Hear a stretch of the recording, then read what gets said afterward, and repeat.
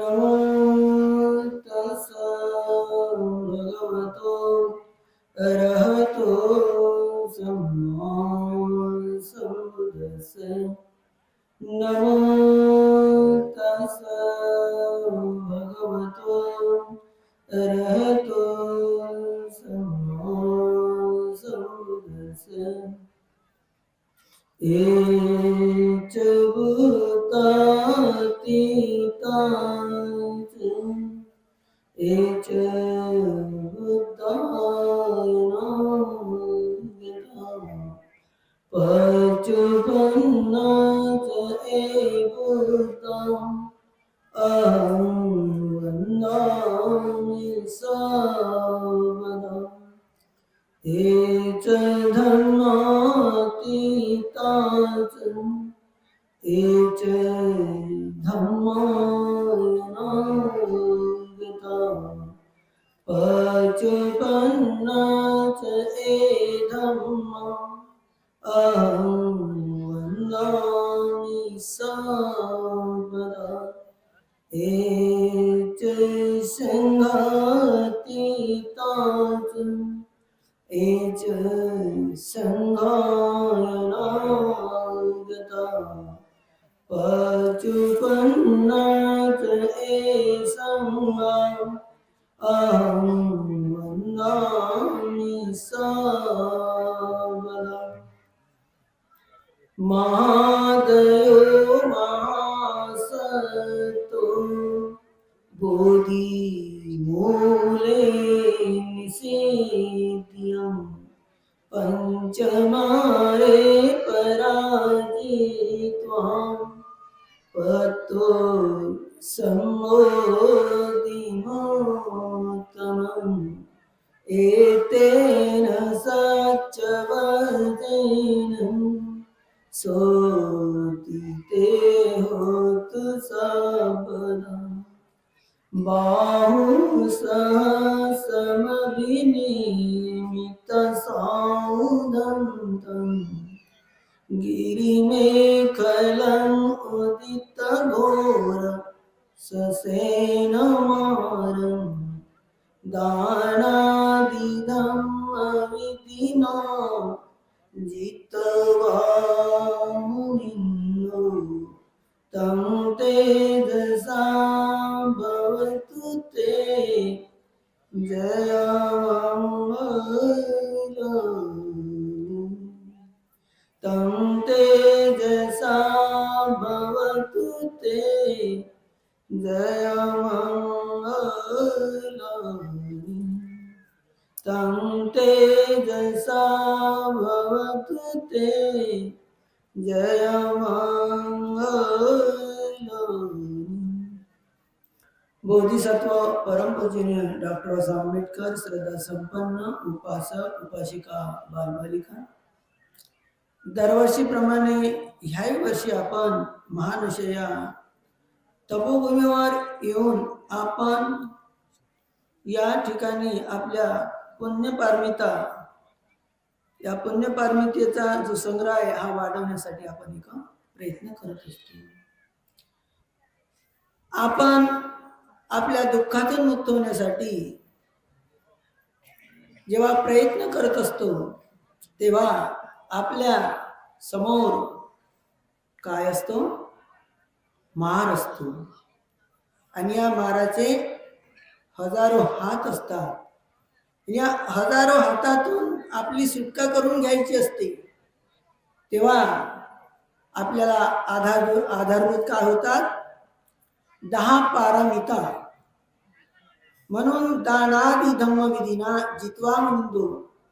दानादि म्हणजे या 10 पारमिता आपल्याला आधार होत असतात. आणि या 10 पारमिता आपल्याकडून आपल्याला जास्तीत जास्त प्रमाणामध्ये त्या आपल्याकडून कशा होत असतात याची आपल्याला एक जाणीव झाली पाहिजे. तर हा जो दरवर्षीचा या ठिकाणचा असो किंवा कोणत्याही ठिकाणचा असो जो काही धार्मिक कार्यक्रम असतो, या धार्मिक कार्यक्रमाचे जे चारही भाग आहेत हे एकमेकावर आधारलेले असतात. जसं आपण कुठेही आराम करायचा असेल, सुखाने झोप घ्यायची असेल, तर आपण अपेक्षा करतो की आपल्याला खाट पाहिजे, पलंग पाहिजे सुखाने आराम करण्यासाठी. आणि त्याच्यातील जमसा त्या पलंगाचा समजा, खाटेचा समजा एखादा पाय जर कमजोर असला तर त्याच भागावर तो वजन पडेल आणि ते काही आपल्याला समाधानपूर्वक आराम करता येणार नाही. म्हणून हा जो कोणताही जो एक कार्यक्रम असतो याचे 4 भाग असतात. तर प्रमुख भाग आणि हे 4 भागही एकामेकावर आधारलेले असतात. या 4 भागांमध्ये एक समतोलपणा असणं अत्यंत आवश्यक असते. आणि ते म्हणजे प्रमुख, जरी ज्ञानज्योतीचं नाव असेल किंवा काही भिक्षूंचं नाव असेल या कार्यक्रमाचे प्रमुख म्हणून, परंतु ते प्रमुख फक्त सांगण्यासाठी असतात. त्यासाठी त्या कार्यक्रमाचं जर आयोजन करणारा नसेल तरी भंतेजीची धम्मदेशना परिपूर्ण होऊ शकत नाही. व्यवहारासाठी आपल्याला म्हटलं जात असते की ज्ञानज्योतीचं सर्व काही आहे, पण आयोजक जर असला तर होईल का? नाही. आणि आयोजकही असेल,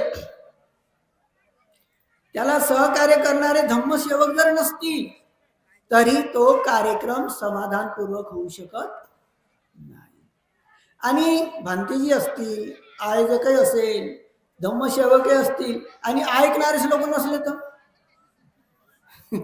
मग कसं काय होईल? म्हणून ऐकणारे लोक पाहिजे. ऐकणारे लोक असले, सांगणारे भंतेजी नसले तर कोणत्याही बाजारात जा तर त्या ठिकाणी कोणाचं ऐकणारं राहते का? भरपूर लोकसंख्या राहील परंतु कोणी कोणाचं ऐकणारं राहणार नाही. म्हणजे तिथं धम्मदानाचा कार्यक्रम होऊ शकतो का? नाही. आणि भंतेजी आता हा एक दिवस सोडून सर्व दिवशी जरी इथं राहिले तर तुम्ही सर्व दिवशी येत राहाल का इथं? ते किती धर्म सांगत असतील, गंभीर नाही तुम्हाला पोहोचत असतील निर्वाणापर्यंत दररोज संध्याकाळी. म्हणजे तुम्ही संध्याकाळी तुम्हाला निर्वाण होईल आणि सकाळी तुम्ही पुन्हा तसेच व्हाल, नाही का? म्हणजे संध्याकाळी मराल आणि सकाळी जिवंत व्हाल. तरी काही आहे का त्याच्यात? काही नाही. म्हणून कोणताही धर्म कार्यक्रम ह्या 4 लोकांचं समन्वय साधल्याशिवाय तो परिपूर्ण होऊ शकत नाही. आणि म्हणून ह्या 4ही लोकांचं जे महत्व आहे, ह्या 4ही लोकांना दुःखातून जेव्हा मुक्त व्हायचं आहे तर संख्या जास्तीत जास्त ऐकणाऱ्यांची राहील, त्याच्या पाठीमागोमाग धम्मसेवक सेविकांची राहील, त्याच्या मागोमाग आयोजक राहतील, त्याचे सहकारी राहतील आणि त्याच्यानंतर जो संघ राहील धम्मदेशना देणारा हा संघ राहील. ह्या सर्व मिळून हा भगवान बुद्धाचा जो धम्म आहे हा बहुजन हिताय बहुजन सुखायसाठी एक आधार होऊ शकेल. म्हणून हे 4ही भाग एकत्र पाहिजे. आपण इथं येतो म्हणून आपल्याला दुःखातून मुक्त व्हायचं असेल तर आपल्या पुण्य पारमिता जास्तीत जास्त कोणाच्या वाढतील? जे सब्बदान धम्मदान जिनाती धम्मदान देणारे आहेत त्यांच्या जास्तीत जास्त पुण्य पारमिता वाढतील. पण धम्मदानाच्या मागोमाग जास्तीत जास्त पुण्य पारमिता कोणाच्या वाढतील? जे आयोजक आहेत, या धम्म कार्यक्रमाचं आयोजन करणारे, या 4ही लोकांची जुळवाजुळव व्यवस्था करणारे त्यांच्या वाढतील. आणि त्याच्या पाठीमागोमाग जे धम्मसेवक सेविका राहतील त्यांच्या जास्तीत जास्त पुण्य पारमिता वाढतील. आणि त्याच्यानंतर जे काही धम्म ऐकण्यासाठी येतील, ते धम्म श्रवण करतील, धारण करतील, त्यांच्या पुण्य पारमिता वाढतील.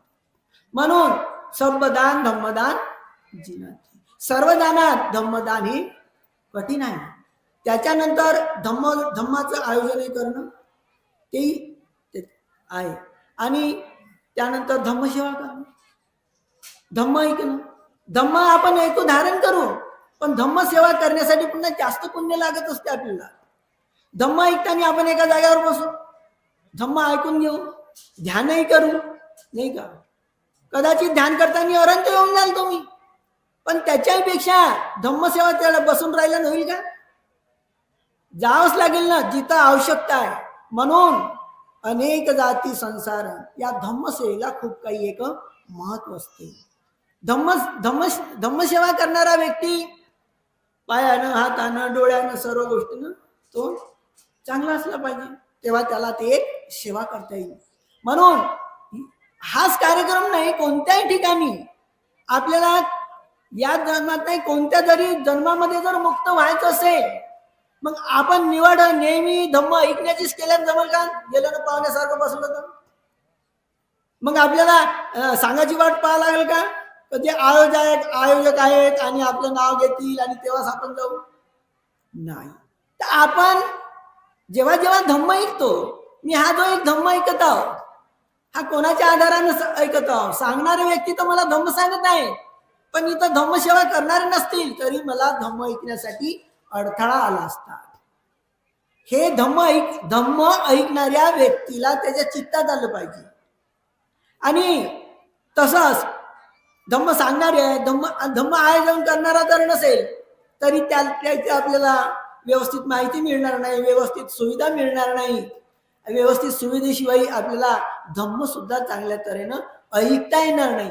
म्हणून आपण वारंवार कोणत्याही ठिकाणी जेव्हा धम्म ऐकतो, हा धारण करण्यासाठीच ऐकतो, परंतु आपल्या जास्तीत जास्त पुण्य वाढवण्यासाठी धम्म ऐकणाऱ्या व्यक्तींनी आपलं पुढचं पाऊल उचललं पाहिजे. आणि ते कोणतं? धम्मसेवेचं. जे काही मला धम्म ऐकण्याचा लाभ झाला, धर्म धारण करण्याचा लाभ झाला, हा धम्मसेवकाच्या माध्यमाने सुद्धा झाला. आणि म्हणून मी कधीतरी धम्मसेवा करण्यालायक बनीन. धम्मसेवा करण्यालायक माझं आरोग्य राहील, माझी बुद्धिमत्ता राहील, माझे विचार राहील. हे आपली काय पाहिजे? एक मानसिकता राहील.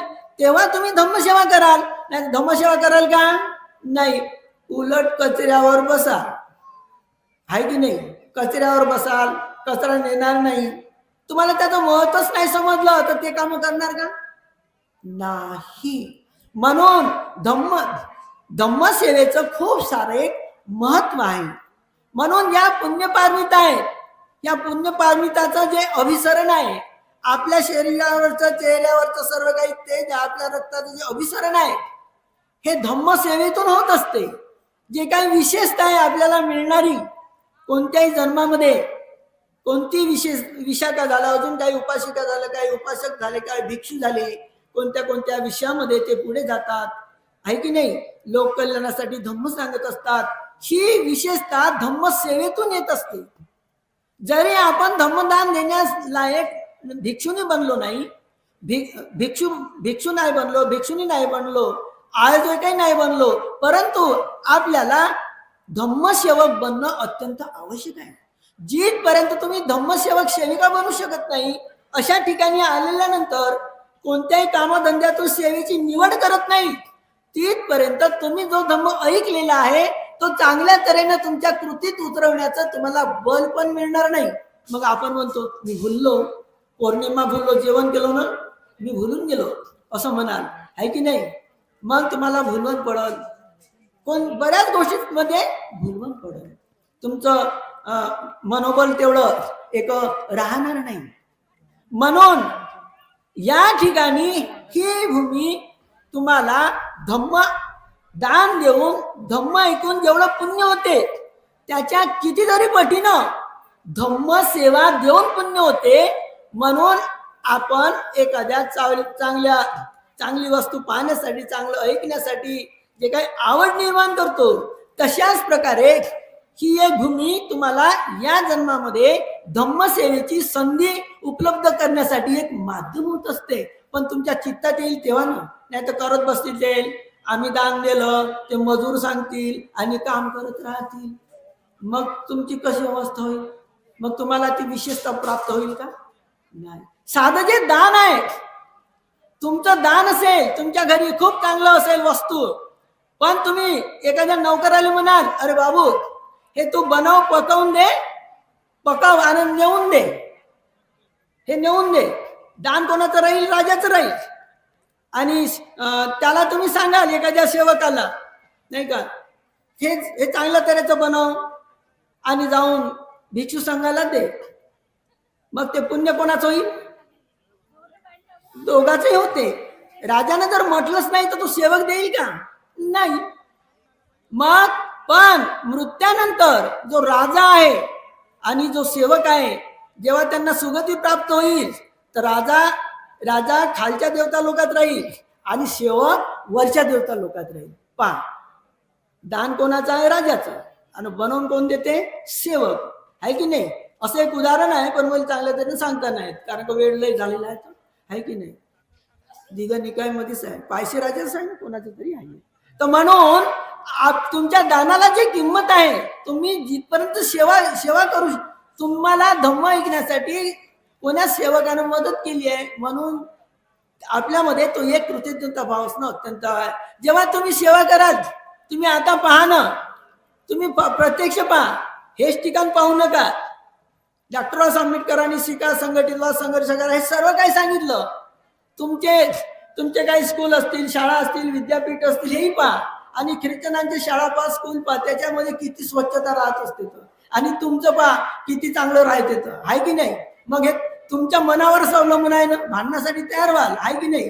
पण ते स्वच्छता तुम्ही पाडू शकणार नाही.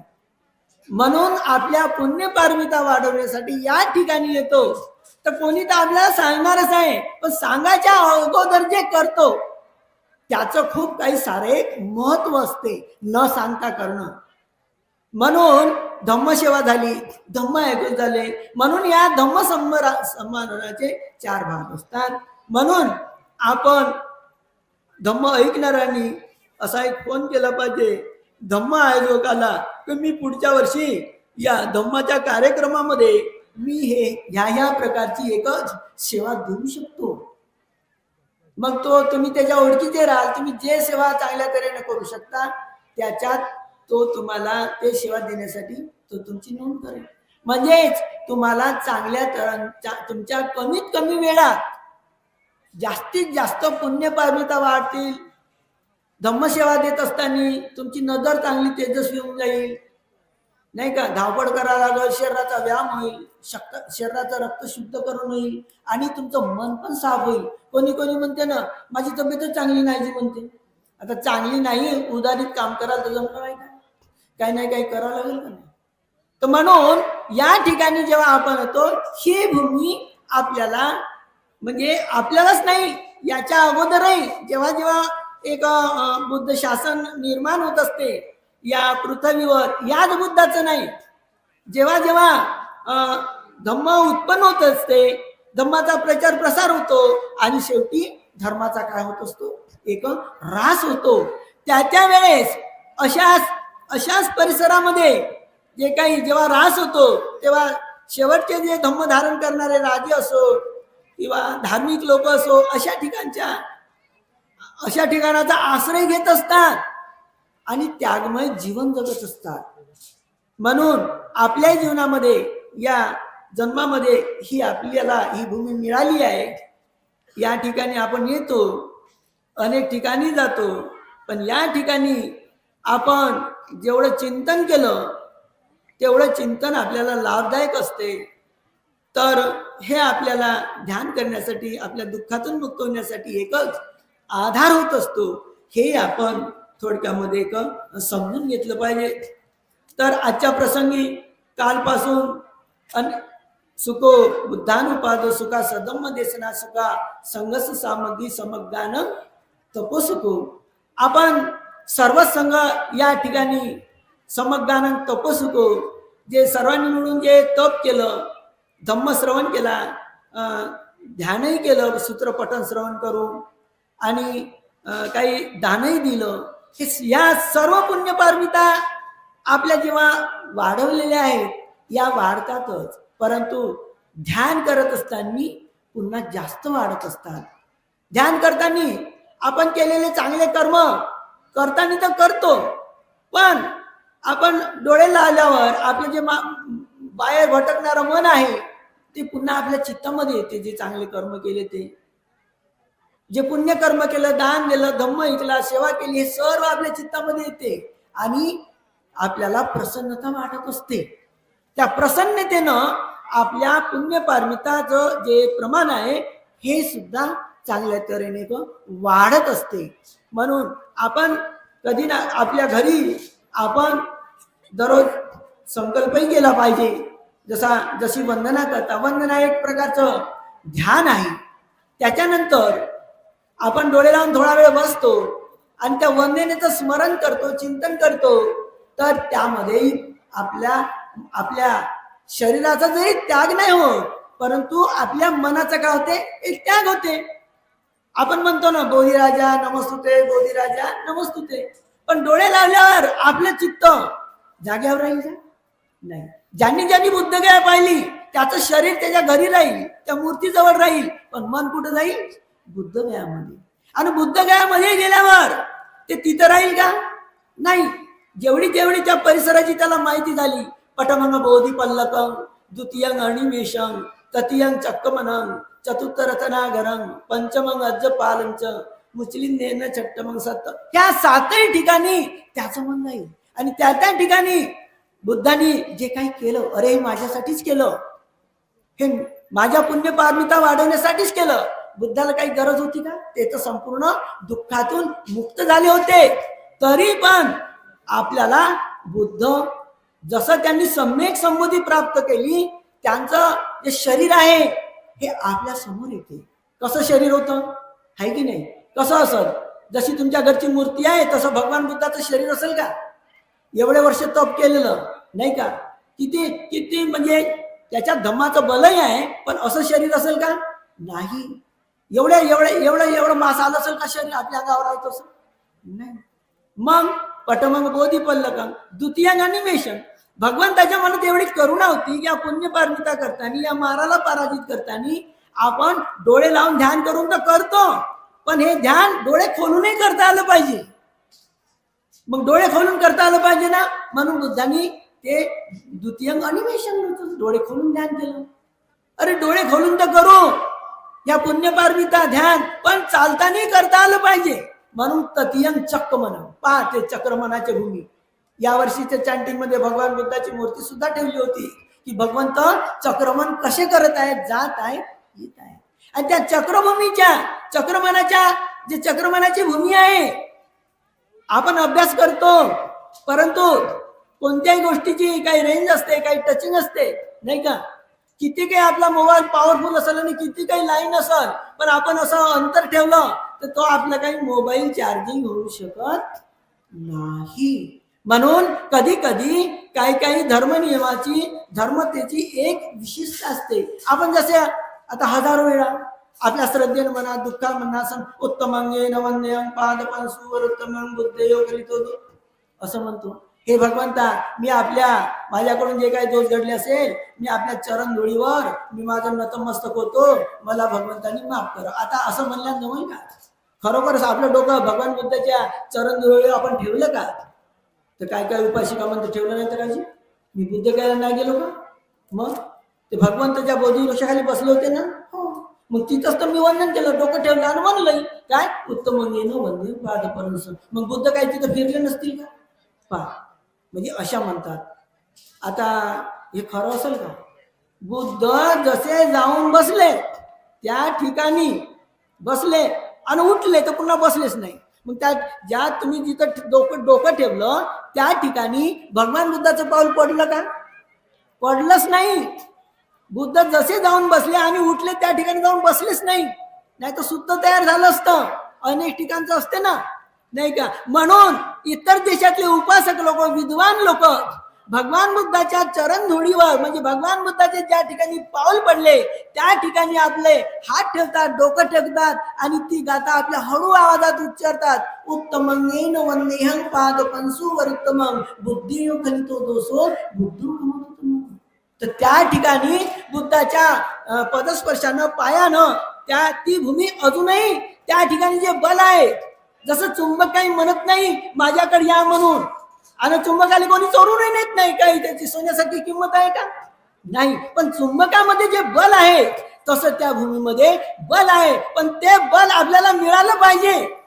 डॉक्टर आंबेडकरांनी एवढा आपल्याला धर्मांतर दिलं, म्हणून सभ्यदान धम्मदान जिनातीत आम्ही भिक्षू धम्म सांगतो, हे प्रसंगानुसार सांगतो, परंतु तुम्हाला गृहस्थाकडून सुद्धा धम्म ऐकणं अत्यंत गरजेचे आहे. काही काही तुमची क्षमता आहे, पण धम्म ऐकल्याशिवाय तुमचं चित्त गतिमानच होऊ शकत नाही. आता या गोष्टीवर गतिमान झालाय का?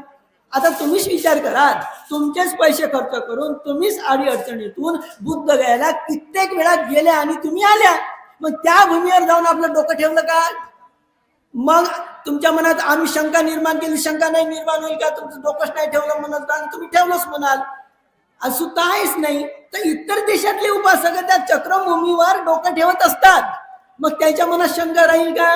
नाही. उत्तमंगेन वन्यहं पादपं सुवरोत्तमं बुद्धेयो खलितो दोषो बुद्धो खमतु तम मयं पमानं तेजेनं सब पापी मुंजित. आता गाथा सांगितली सरांनी, सब पाप सकरम, पाप शब्द आहे का नाही? सब पाप नाही तर म्हणाल पाप पुण्य हे काही आम्हाला बाबासाहेबांना सांगितलं नाही, आम्ही म्हणू तुमचा बाबासाहेब बलग आणि आमचा बाबासाहेब बलग, भांडणच करत राहू, जमल का अशा?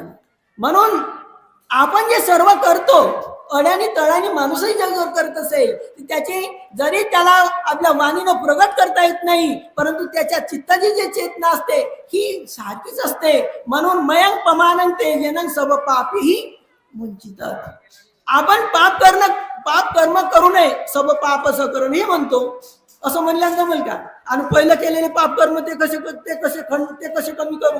आता ठीक आहे, संकल्प करू की मी याच्यानंतर कोणत्याही प्रकारचं पाप कर्म करणार नाही आणि कुशल कर्म करू, चित्त परिशुद्ध. अरे हो, आता तर कराल, पण पहिलं तुम्ही जे अकुशल कर्म केलेले आहेत, तो संस्कार तुम्हाला अकुशल कर्म करण्यासाठी लावणारच. त्या ठिकाणी तेथे आलमन मिळण्यावर तिथं म्हणाल मी एवढा विद्वान आहोत आणि एवढे माझे ज्ञानज्योती भंतेचे नाव घेतलं, माझं सर्वच भलं होतं, काही भलं होणार नाही. तो घणीभूत संस्कार तुम्हाला अकुशल कर्म करण्यासाठी लावणारच. म्हणून त्याच्यावर रोख करण्यासाठी आपली जी मनाची चेतना आहे ती सब मयंग पमानं तेजनं सब पापीही मुंचित. सर्व प्रकारच्या पापासून जर आपल्याला मुक्त व्हायचं असेल तर त्या काही गोष्टी बुद्धाने ज्या केल्या, बुद्धाला काही गरज नव्हती, पण त्यांची जी महाकरुणा होती, भविष्यातील भिक्षूवर उपासकावर अनुकंपा करून, म्हणून त्या सातही ठिकाणी ही चक्रमण भूमीचं जे ध्यान आहे हे आपल्याला विशिष्ट आहे. आता तुम्ही बुद्ध पहा बरं, त्या चक्रमण भूमीवर कशी चालत आहेत. आपणच गोष्टी करता, एवढ्या श्रद्धेने ऐकता, तुमचं चित्त इकडून तिकडून नाही जात.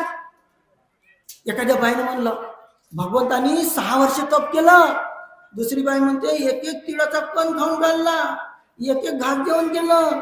हो ना बाई, खरं सांग, एक कण तुमची श्रद्धा वाढतच जाईल. मग आता त्या एका कणानं भगवंताच्या शरीरावर मास असेल का?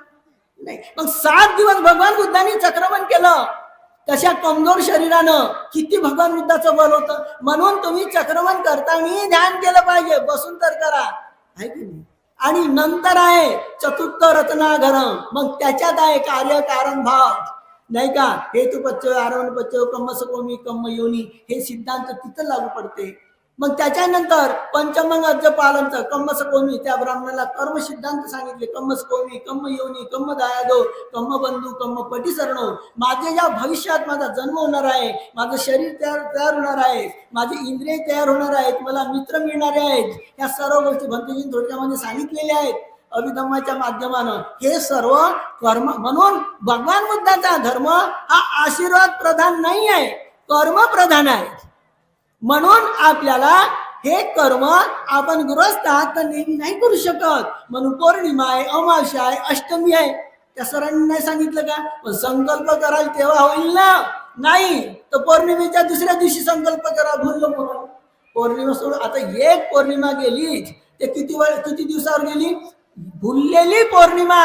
ते काय पुढची पौर्णिमा थोडी होय, ते 12 महिन्यावर गेली. आणि 12 महिने वाचता का मरतात काय माहित आहे का? आम्हाला तर समाधानच होते मेल्यावर, कारण का आमचं परित्रण पडत जास्त दान भेटते. आम्ही काय समजणार नाही का 12 महिन्यानंतर वाचा म्हणून?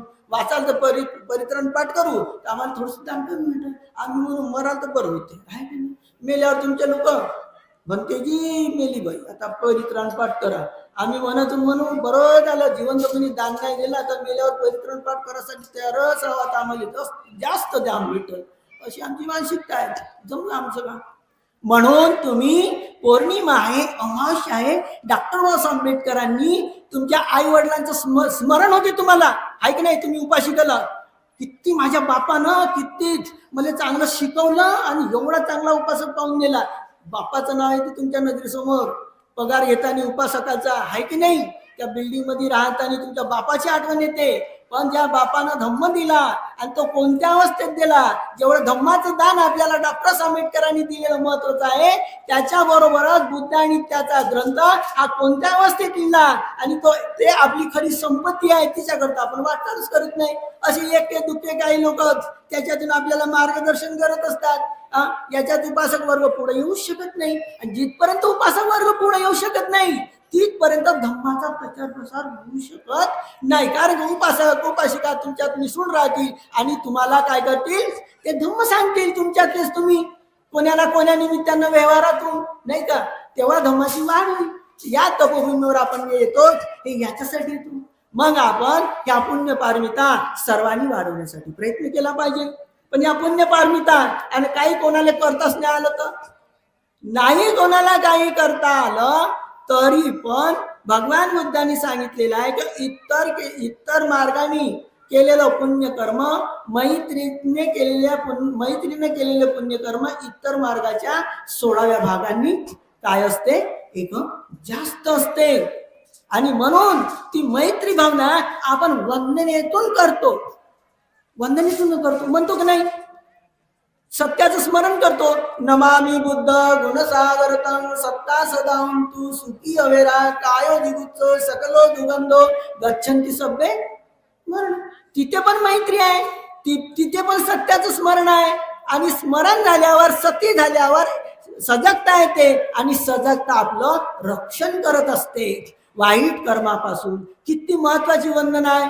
नाही तर कोणी म्हणतील तुम्हाला काय असे उपासक हे मेल्यावर म्हणा लागते, बरं मराच्या वगैरे नाही म्हणा लागत. नमामि बुद्ध गुणसागरतं सत्ता सदा असे काही म्हणजे आपल्याला भटकवणारे उपासक असतात, नाही का? पण त्याच्यामुळे एकच नाही, ती गाथा एवढी महत्वाची आहे, नाही का?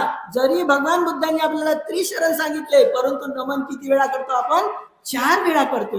आपल्या पुण्य पारमिता या 4ही नमस्कार करण्यामध्ये आहे. जरी या जन्मात आपल्याला ज्ञानी झाले नाही, पण अनेक जाती संसार आपल्या पुण्य पारमिता आपण या करतो, बुद्धाच्या माध्यमाने करतो, धम्माच्या यानं करतो, संघाच्या यानं करतो. परंतु संघाईपेक्षा प्रत्येक बुद्धाच्या माध्यमानं आपलं जास्तीत जास्त पुण्य वाढत असते. म्हणून त्या ठिकाणी शेवट आहे, नमामि पच्चैक बुद्धं विशुद्धो सत्ता सदांतु सुखी वेळा काय जिगुच्च सकलो दुगंधो गच्छन्ति सभ्य मरण. मग तुम्ही प्रत्येक बुद्धाला वंदन केलं का? नाही. आणि भविष्यात कराल का? नाही. आणि आता आल्या शेवटच्या प्रवचनाला भंतेजीने सांगितलं, प्रत्येक बुद्धाला आपण जे वंदन करतो, तर जसं सम्यक समुद्राला करतो, जसं संघाला करतो, जसं वाराणसी मध्ये जाऊन आपण वंदन करतो, त्याही ठिकाणी 500 प्रत्येक बुद्धाला वंदन केल्यासारखं होते. पण प्रत्येक बुद्धाचं आपल्याला स्मरण होईल तेव्हा की नाही? म्हणून दुर्लभो सद्धम्म सवनं. धम्म ऐकणं किती कठीण आहे. कठीण आहे म्हणजे खूप कठीण नाही, पुण्यकर्माचा संग्रह पाहिजे. अशा भूमीवर तुम्हाला या जन्मामध्ये जी संधी मिळत आहे, हे तुमचं खूप पुण्यकर्म आहे. म्हणून इतर मार्गापेक्षा आपण मैत्रीचं ध्यान करूया. पण मैत्रीचं ध्यान म्हणलं, तुमच्यात किती पुण्य असाल, पण ते वरचं आवरण तुम्हाला त्याच्यातून अलगच सांगते. आम्ही शिबिरच नाही केलं, आम्हाला काय म्हणते सांगत नाही ध्यान करा म्हणून. असं आपला का होते, ज्यांनी शिबिर नाही केलं ना त्याचा एक गैरसमज होते.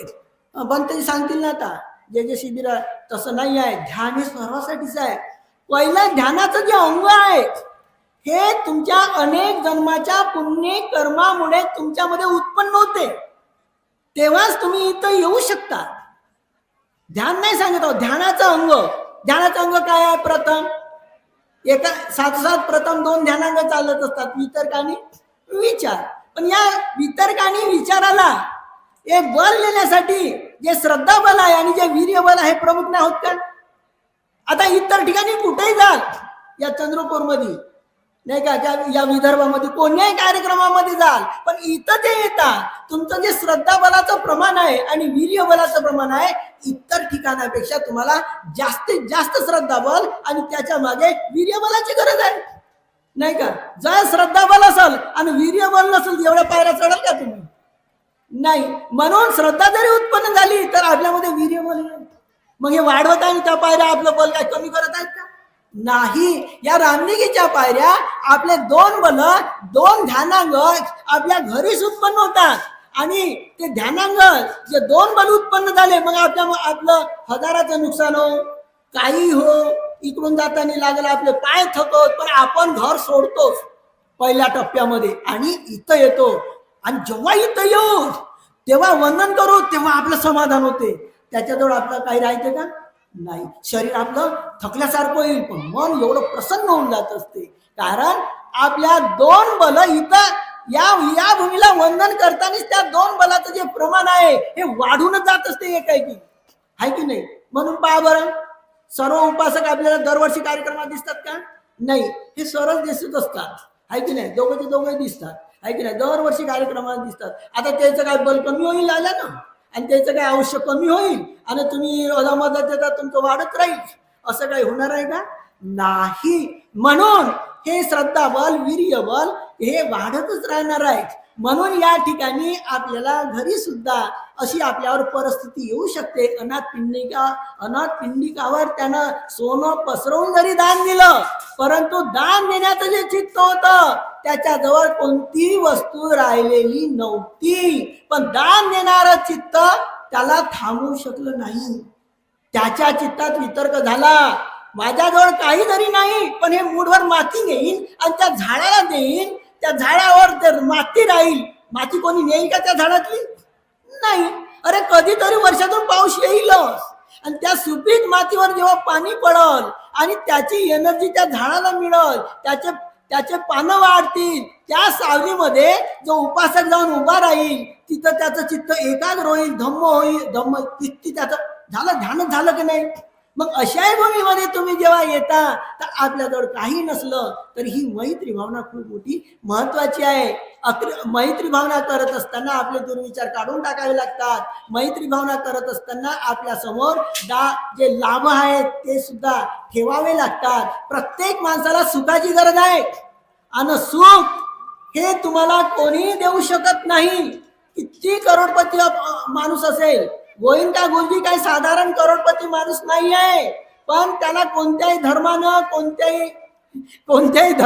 नाहीये, कोणत्याही धर्मानं त्याला सुख नाही दिलं, त्याच्या संपत्तीने सुख नाही दिलं. भगवान बुद्धाच्या धम्मामुळेच त्याला सुख मिळाले, या विद्येमुळे, नाही का? या विद्येमुळेच त्याला सुख मिळालं. आणि भगवंताच्या काळामध्ये ना आजच्या काळामध्ये असे भरपूर लोक आहेत या धम्मामुळे त्यांना सुख मिळेल, त्या सुखाचा वाटप करतात. तर कशामुळे? मैत्रीमुळे करत असतात. म्हणून आता सर्वांनी शांत चित्तानं बसा. आपल्याला मैत्री करायची आहे. ज्यांचं शिबिर झालं असेल त्यांनी करायची आणि ज्यांनी शिबिर नाही केलं त्यांनी. पण शिबिर न होणार म्हणजे आम्ही मैत्री करायची कशी? मैत्री करत असताना आपल्यामध्ये एक सम्यक प्रकारचं एक चिंतन असणं आवश्यक आहे. आपल्यामध्ये एक दुर्भावना आपण काढून टाकायचे असतात. कोणाचं जे वाईट हो, माझ्यासारखा सुंदर असू नये, माझ्यासारखा बुद्धिमान असू नये, माझ्यासारखा यशस्वी असू नये, मुलं बाळ होऊ नये, मित्र, ह्या सर्व काढून टाकावं लागतात. हे एक प्रकारचं चिंतन. आणि दुसरं चिंतन, मैत्रीचे जे 11 लाभ आहेत ते आपल्या नजरे समोर पाहिजे. सुखं सुपती सुखं पटी बुद्धती न पापकं सुखीनं परिस्थिती मनुष्यानं पियोग. म्हणून मनुष्याला सुखपूर्वक झोप येत असते, वाईट स्वप्न पडत नाही, देवता त्याचं रक्षण करत असतात, चित्त त्याचं एकाग्र होत असते विषम परिस्थितीमध्ये. म्हणजे हे जे 11 लाभ आहेत त्यालाच त्याच्या चित्तासमोर पाहिजे. हे सम्यक चिंतन दोघांनी करायचं असते, ज्यांनी शिबिर केलं त्यांनी नाही. पण अनुभूत्या 2 प्रकारच्या आहेत.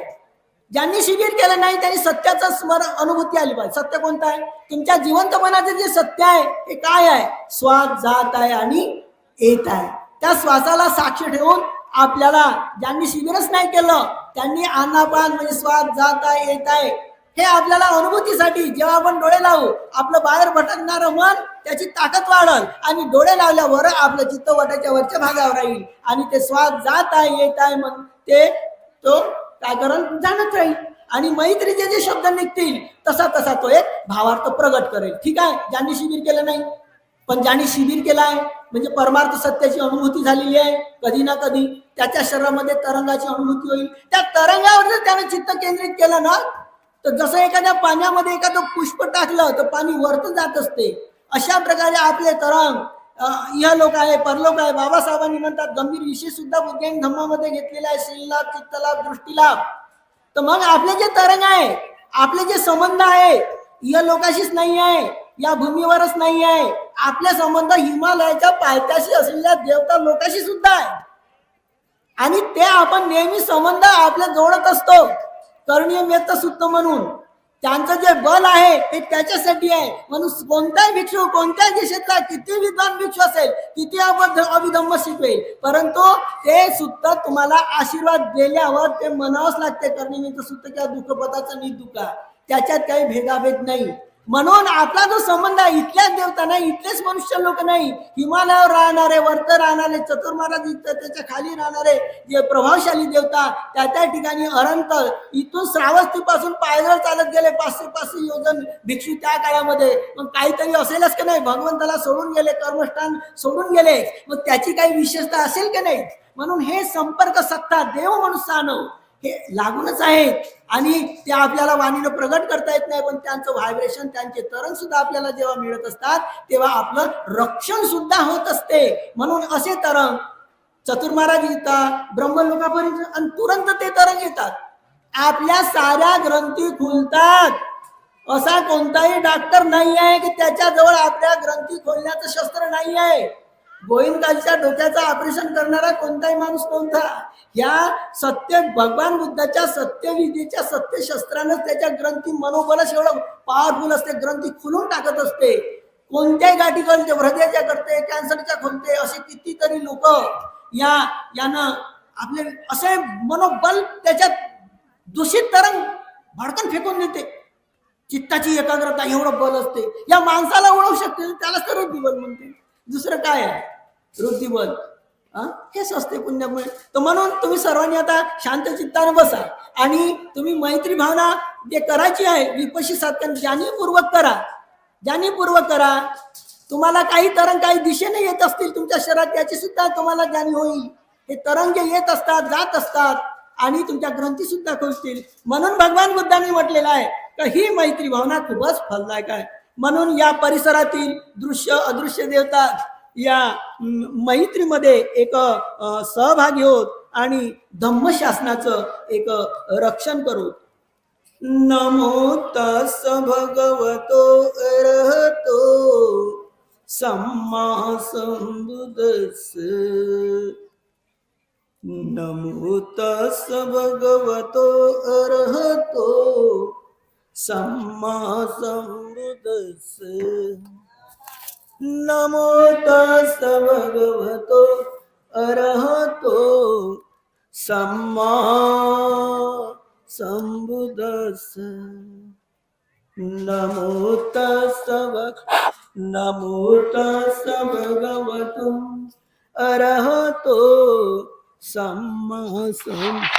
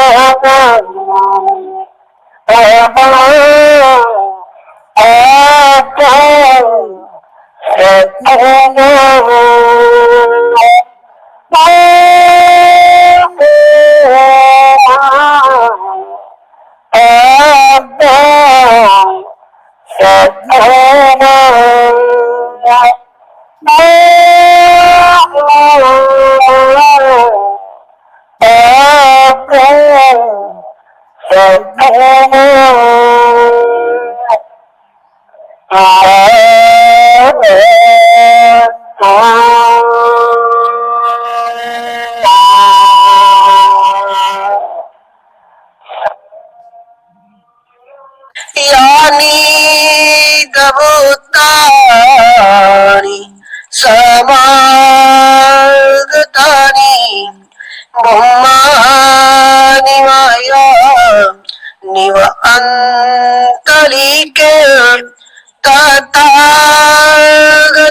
देव मनुसं पूजितं बुद्धं नमस्सान सुवतिहोतु यानि भूतानि समागतानि भूमानि माया निवअन्तलिके तथागतं देव मनुसं पूजितं धम्मं नमस्सान सुवतिहोतु यानि भूतानि समागतानि भूमानि माया निवअन्तलिके तथागतं देव मनुसं पूजितं संगं नमस्सान सुवतिहोतु भवतु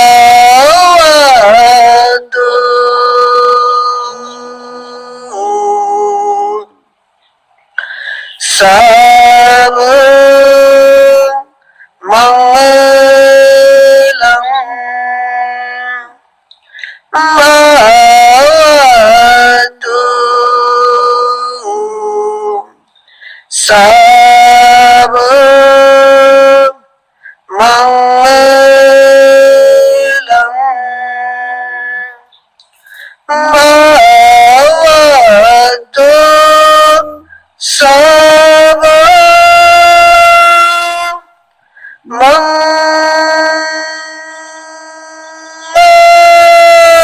मंगलम साधु साधु साधु बुद्धं नमामि धम्मं नमामि संघं नमामि सुखियो सुखियो सुखियो